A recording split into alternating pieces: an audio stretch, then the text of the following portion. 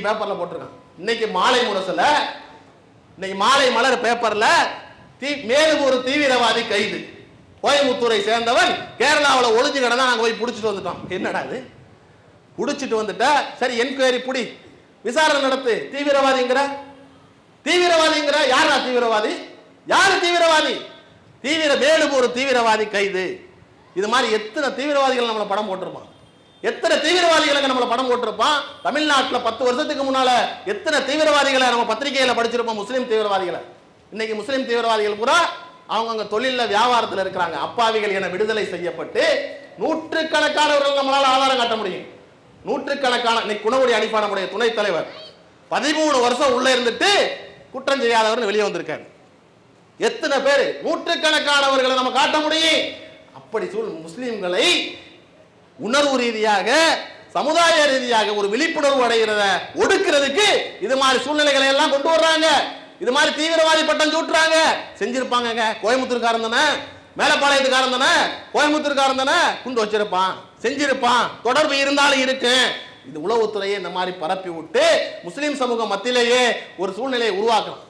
கோயம்புத்தூர்காரன் செஞ்சிருப்பான், மேலப்பாளையத்துக்காரன் செஞ்சிருப்பான் அப்படின்னு சொல்லி முஸ்லீம் உளவுத்துறைகள் முஸ்லீம் மக்கள் மத்தியிலேயே பரப்பி விடுறான். செஞ்சிருப்பாங்க அவங்க, அந்த ஊருக்காரங்க செய்யக்கூடியவங்க தான். உளவுத்துறையும் காவல்துறையும் சேர்ந்து தமிழகத்தில் நாம இந்த மாதிரி எழுச்சியா இருக்கிறோமே, சமூக விழிப்புணர்வோடு இருக்கிறோமே.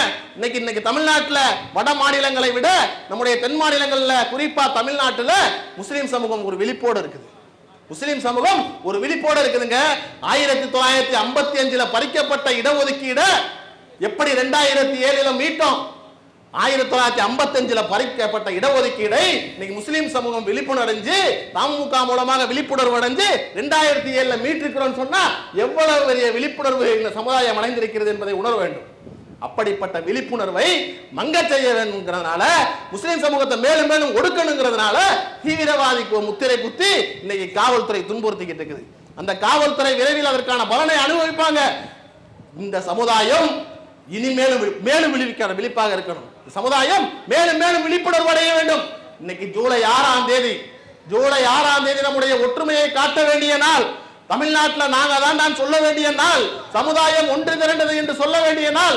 லட்சக்கணக்கான மக்களை ஒவ்வொருத்தரும் அணி அணியாக எப்படி 1997 கமிஷனர் ராஜகோபால் கண்ணில் மண்ணை தூவி பல்லாயிரக்கணக்கான மக்கள் தடையை மீறி சென்னையை குலுங்க செய்தோமோ, அதே போல ஜூலை மாதம் 6ஆம் தேதி தமிழகம் முழுவதும் இருந்து முஸ்லிம் மக்களை திரட்டி சென்னையை குலுங்க செய்து, சென்னையை திணற செய்து முஸ்லிம்களுக்கான இடஒதுக்கீடையும் முஸ்லிம்களுக்கான உரிமையை மீட்போம் என்று கூறி என்னுடைய உரையை நிறைவு செய்கின்றேன். வா இரதாவன் அல்ஹம்துலில்லாஹி ரப்பில் ஆலமீன். அஸ்ஸலாமு அலைக்கும்.